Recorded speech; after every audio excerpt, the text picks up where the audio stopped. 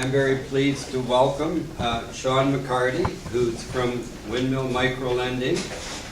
Windmill Microlending helps internationally trained immigrants and refugees restart their careers in Canada with microloans of up to $10,000, and of course he'll tell you more about the details. Shawn is the manager of key partnerships at Windmill, so he's in charge of a national effort to build an accessible network of service providers and educators helping newcomer professionals develop their careers in Canada. His career has been in the nonprofit sector, and he holds a Master's of Arts degree from McMaster University and a Bachelor of Education from Brock University. We will have time for questions and discussion after his presentation, and as we will for all the other presentations later. I will, if necessary, ruthlessly interrupt the speakers to guarantee that. Okay, welcome.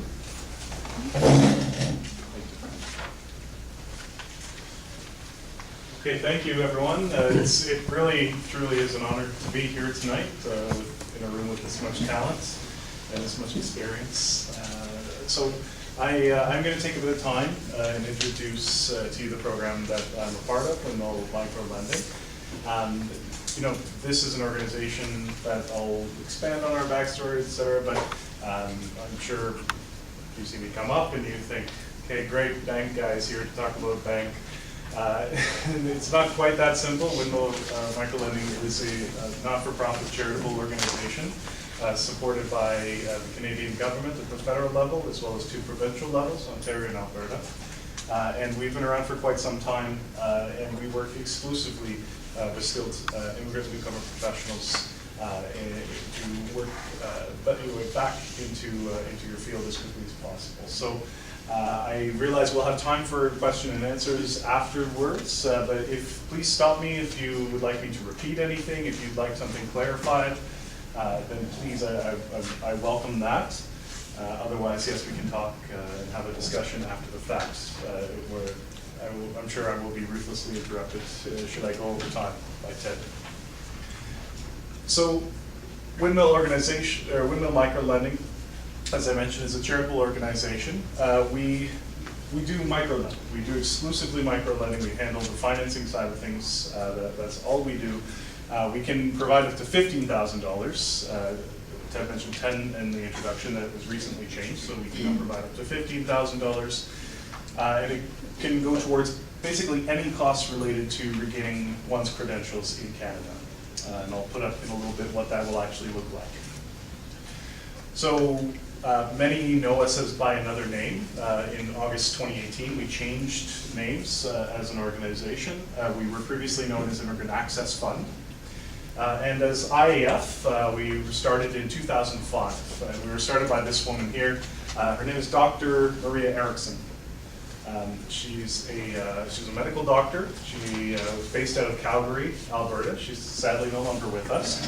But she was the founder of the organization, and probably like many of the people in this room, as a doctor, she was a workaholic.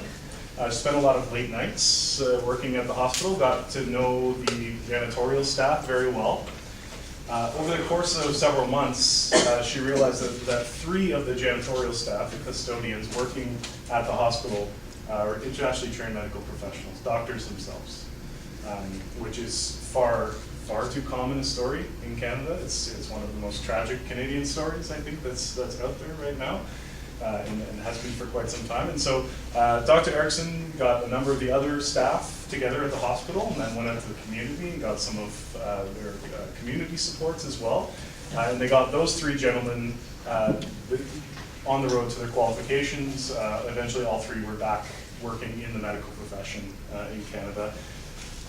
That seemed to work pretty well, so it just kept going. And now we went from those 3 individuals, now have served over 4,000 since then.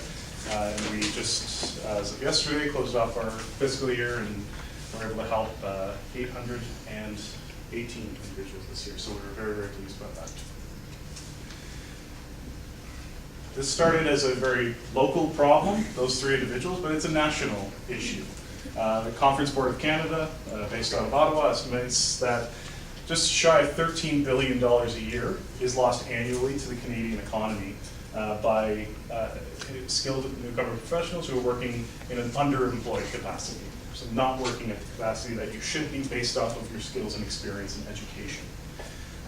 This is a massive lost opportunity, not just at an individual level, but on a national scale. And that's why we are funded as a national program. So a bit more background just about Windmill itself. We're available across Canada. We have 5 offices. The nearest one is right downtown at Bay and Bloor Street, so not too far from here. And we are currently available everywhere except for Quebec. However, we'll be opening up a Montreal office this year, and we'll then be a national organization.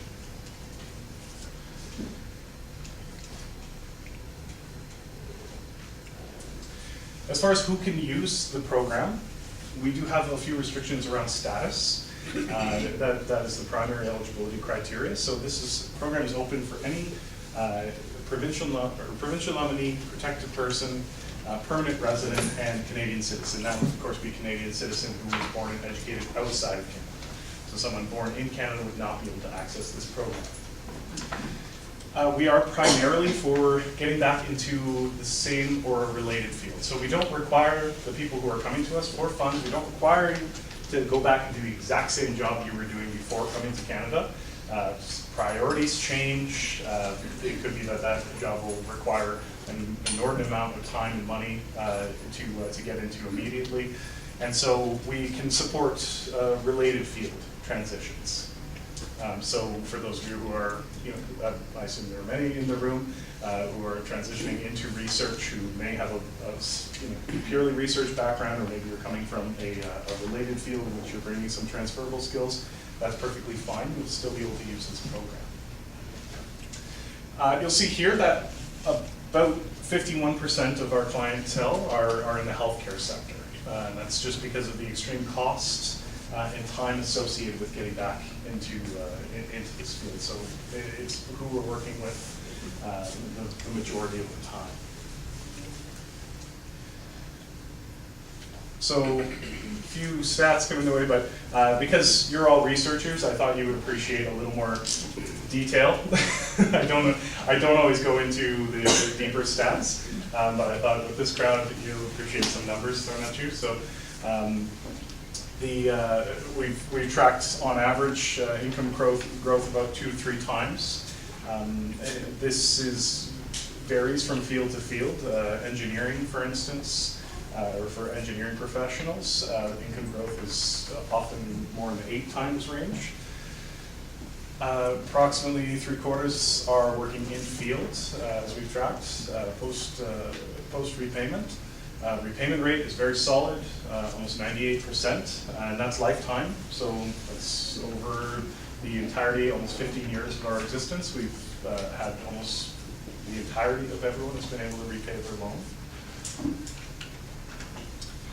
And this has very chartable results, very trackable results.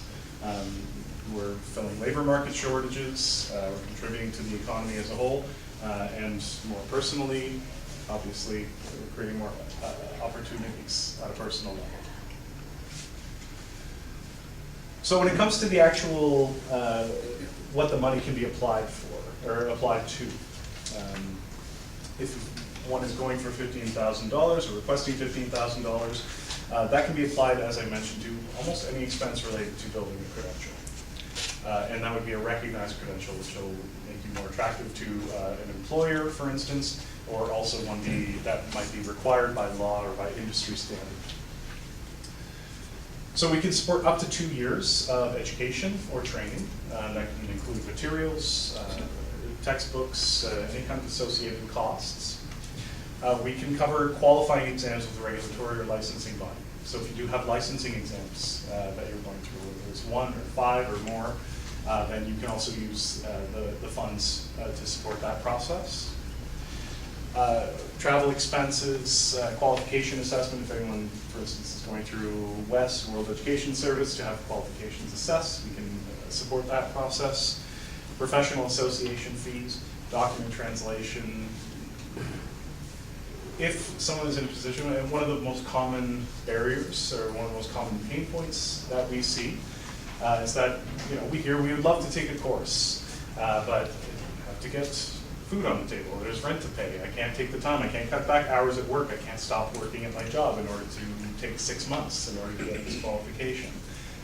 Because of that, we do also support living allowance shortfalls. So if someone is in that situation, if you've had to cut back hours at work, or if you've had to or if you've had to leave your job, quit your job, then we can also, out of that $15,000, support things like daycare, or rent money, or grocery costs, anything that will allow you to stay in that course and finish things up, or pass that exam if you need time to sit. And then other expenses it's wide open. If there was a few years ago, there was a woman in northern Alberta, and she was taking a course that was a couple towns over. It was in the middle of winter, and she called us up and said, my car insurance has just gone up $300 a month because someone from my insurance found out I don't have snow tires on my car. Again, in northern Alberta in the middle of the winter. And so this person submitted an application for us that included snow tires on her car, and it was approved because this was a legitimate barrier. This was a legitimate expense that was cutting into her ability to pass the course and get the qualification. So we try to be as absolutely as flexible as possible in how we are interpreting eligible costs. And this is one of the advantages of a charitable organization opposed to a bank. It's one of the things that helps me sleep at night. So not to belabor the point, but I did want to take a few moments to just discuss how this program, how this loan is different than you might see elsewhere. So from a mainstream financial institution, they're going to have certain eligibility requirements that are primarily based around your financial situation. So first and foremost, Canadian credit score, Canadian credit history. If you haven't had time to build this yet, and sometimes it can take a couple, 2 or 3 years after arriving to build a desirable credit score from a bank's perspective. If you haven't had time to do this yet, or if there were some missteps, you have a credit score but it's not so good, then this is not a barrier to using the program. Similarly, if a bank is going to be looking to see if you have stable employment, if you have an income, if you have assets such as a car or a house to secure the loan against. If you don't have any of those things, then they might ask you to have a cosigner, which is someone who is in a much better financial situation who is willing to guarantee that loan. None of these things are required. Again, this is a program that's designed specifically for the situation you might find yourself in. And so we're not requiring the same level of financial situation. We call these character-based loans for that reason, because we're more interested in the character of that thing as opposed to financial situation. So when it comes to the actual repayment of the loan, maximum repayment term is 4 to 5 years. It's very much dependent on a case-by-case basis. We do have an interest rate on the loan. It's 1.5% above prime business rate. That currently puts it at 5.45. So in the context of the Canadian finance and lending sector, this would be a very low interest. OSAP loans, which you might be familiar with, Ontario student provincial loans, typically more in the 6 to 7% range. From a bank, if you're lucky, if you have a great credit history, a great financial situation, if you've had years to build that, it's very possible that you might be able to secure a student line of credit at 3%, in which case we always encourage someone to do that. But the reality is that that's very difficult to do. It takes a lot of time, and it's very easy to make missteps along the way. And so that interest rate from a bank might be 9 or 12% instead. It's always case-by-case dependent. We work with people on an individual level to figure out what the best options might be. It's a free program. There's no fees associated with it. It is an open loan, which means it can be paid off at any time. You're committed to a 5-year repayment term. That doesn't mean you have to repay it over 5 years. If you want to pay it sooner, if you want to pay it all in one lump sum. It's based off of financial need, so you don't have to take $15,000. If you have a need for $500 and you don't have the ability to pay that yourself, then you can come to us for a $500 loan, and then pay it off 2 months from now if you like. You don't have to pay it off in 4 years.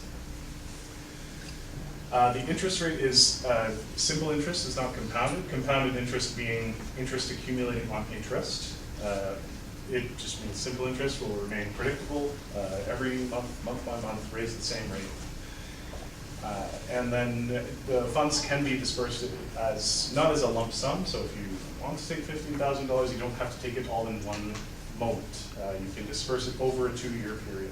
And sometimes if you're, if you're going through licensing exams, for instance, this can be very useful as a process, because it also means you're paying less interest as that goes along. I have a haywired clicker here. Okay. We also have anyone who did come to Canada as a refugee. We have basically a national network of individuals who have donated money to our program in order to pay the interest off of refugee stream loans.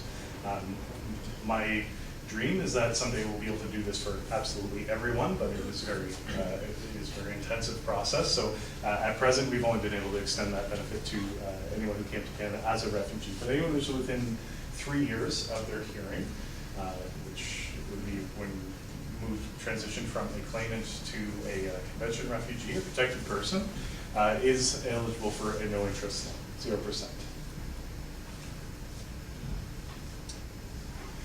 So I don't always get into this next part, but again, as your researchers, I thought you'd be interested in the process behind how we were doing this as well.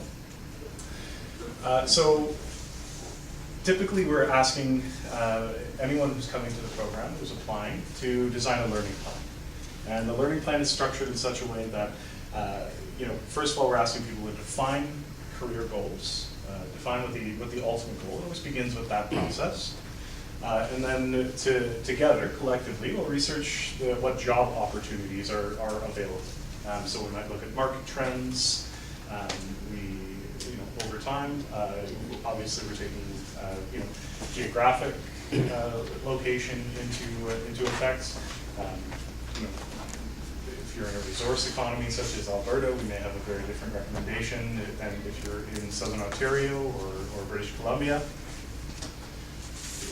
The learning plan itself will be based around designing the plan. So if you're over 2 years, for instance, taking a licensing process, then that would be identifying what your needs are, when it will become available, and what the costs associated with it are. And so in that way, we're creating a disbursement schedule. We look into household budgets, we'll assess assets and liabilities, that's for internal risk assessment. And then we'll be looking for things like a character reference and then supporting documentation. So the process from start to finish, on average, takes about 10 days or 10 business days. So it can be fairly quick.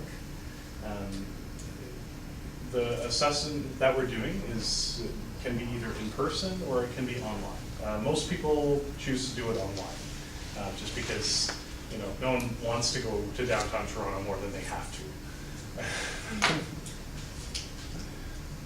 Once it gets to our side, we are taking the application and we're assessing it on a few different points. The 3 key words are realistic, logical, and achievable.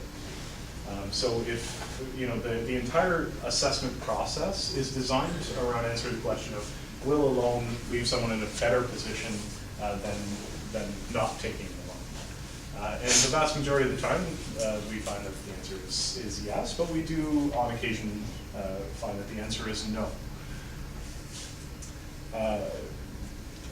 In that situation, if an application is declined based on our internal assessment, The most common reason would be either financial situation, it may be too precarious, even though we are designed to be as accessible and flexible a loan as possible, designed to be a positive entry point into Canadian credit system for someone who may not be familiar with it. There are occasions where financial situation may be too precarious to support a loan, and that will not be effective. And then if there are more appropriate community or financial options available. So again, if someone comes to us with an amazing credit rating, we will advise go check out a bank student line of credit, see what your interest rate percentage might be. If you have that rich uncle who's really likes you and wants to help out, then that's always a good option too. It's another way to get a no interest loan sometimes. And then on the learning plan side, if a plan is weak or if it is unrealistic, and that latter part is much more important. Again, achievable, realistic, and logical. That's what we're looking for. If it's none of those things, occasionally that will not move forward. Now, all that being said, I don't know why I always end on that slide. All that being said, I mentioned the program is online, so if this is something that may be of interest to you moving forward, and I mean, you're here tonight, this is such an important moment that you can be here tonight, that you can be part of this network, that you can be collaborating together, using not just your existing network that you brought with you to Canada, but building this new one here as well. I am the manager of key partnerships at Windmill, and my role, my job, is to be going around to every other available network, to be going out to other organizations, to be going out to professional associations, regulatory bodies, employment centers, settlement centers, educators, etc., and anyone who is interested in in my program, but also creating a network in which we are referring out, and creating a network in which we have solid supports for anyone who is needing it or struggling with the process.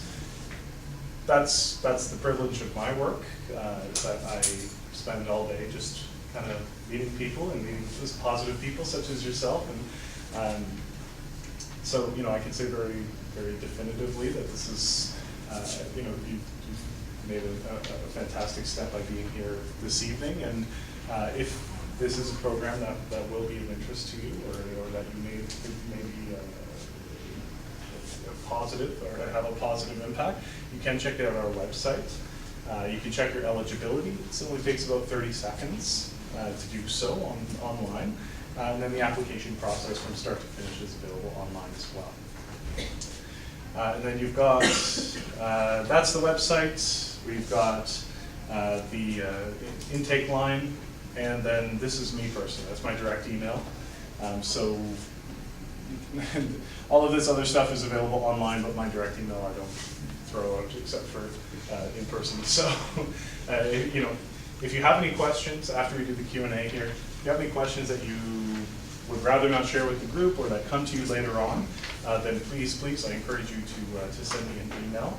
And if you have any questions, I know that I'm here in the capacity to say this is a resource that might be of interest to you personally. However, I'm part of my job is to stay on top of research and trends and things that are happening within the settlement sector, within immigrant networks, and so I would really welcome not just you reaching out to me for a question about Windmill, but if you would like to talk about what kind of things we're seeing, with the people that we're working with across the country.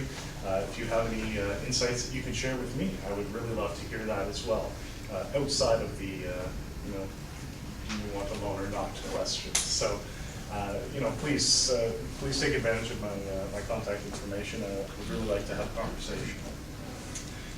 And that's it. I believe that's right on time. Very good.